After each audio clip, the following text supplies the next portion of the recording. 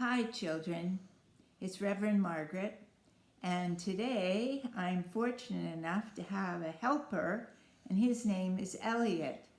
And he's going to help us learn about two things. One about being sorry for things, and the other about Indigenous people, First Nations people that live here in Canada. So, Elliot, have you ever felt like someone who said they were sorry wasn't really sorry? Yeah. Tell me about that.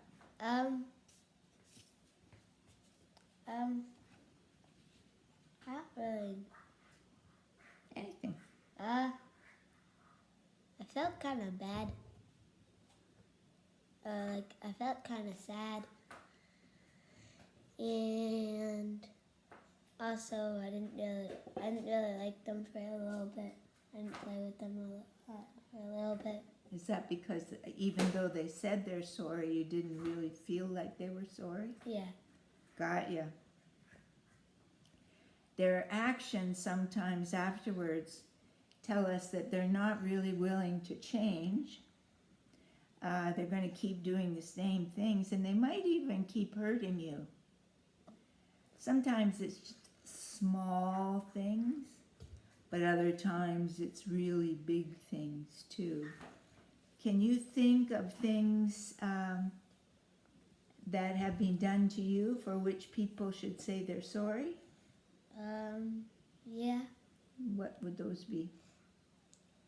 Like my friend, he gave something to me, Yeah? and my other friend stole it. Wow. Took it away? Yeah. And what happened? I never got it back. Really? Yeah. And did that person ever say they were sorry for taking it? Nope. Wow. What about the friend who gave it to you? How did they feel about it? Bad. They felt bad too? Wow. Now, one of the things you've probably heard at school maybe is that Canada is really sorry for what happened to Indigenous people. Yeah. Okay, what do you know about that? Indigenous kids went to a school that I forget. Residential schools, and they never came. Like only some of the kids came back. Barely any. That's true. We don't know how many, but we do know that some of the children who went to residential school didn't get to go back home. But even when they did get to go back home, one of the really awful things was they could no longer speak the language that their mom and dad spoke. Because do you know what happened to them in residential schools when they spoke their own language? They got punished or something. Exactly. Do you know the story about the orange shirt? Yeah. Tell me. Orange shirt, people wear orange shirts for indigenous people that went to residential schools. And the reason they chose orange shirts, can I tell you about that? Yeah. Because it could have been blue or green, but they chose orange because a young girl, her grandma, bought her a special new orange shirt to go to school in the first day. And when she got there, guess what happened? What?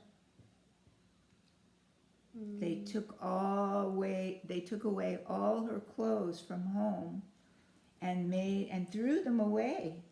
And then Made her wear the school uniform. Yeah. So that was really very sad. Sad for the little girl, and also sad for the grandma Yeah. who tried to do this really special thing. Like you're my grandma. Yeah, that's right. So when people came from Europe to settle Canada, they decided that the Indigenous people, the First Nations people, should be like them, should be like the Europeans.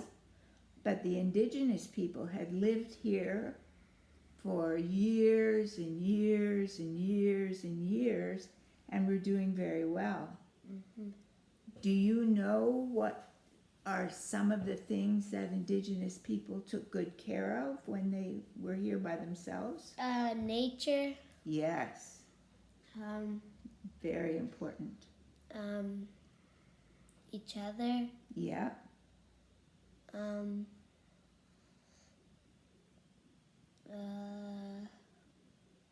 I don't know. they took great care of their children. Yeah. They took very good care of the animals that were on the land. They knew, for example, that if there was too much hunting in one place Yeah. of one kind of animal, that eventually, what would happen? Get extinct. Yes, they could get extinct in that area anyway. So the Indigenous people were very wise in the way they lived. They protected their children, they protected the animals, they took great care of the land. They didn't keep growing the same crops over and over and over in the same places. They rotated them, that kind of thing. When the Europeans came to settle in Canada, they believed that they would be doing the right thing to make Indigenous people like European people. Yeah. You think that was right? No. I don't either. I don't either. They made the kids change their names, wear clothing they weren't used to. They cut the girls' hair so it was short. And they were called residential schools. Do you know why? Why? Because the kids had to live there. They couldn't go home. But How would that make you feel? bad. But how long was it ago? How long was it ago? Yeah.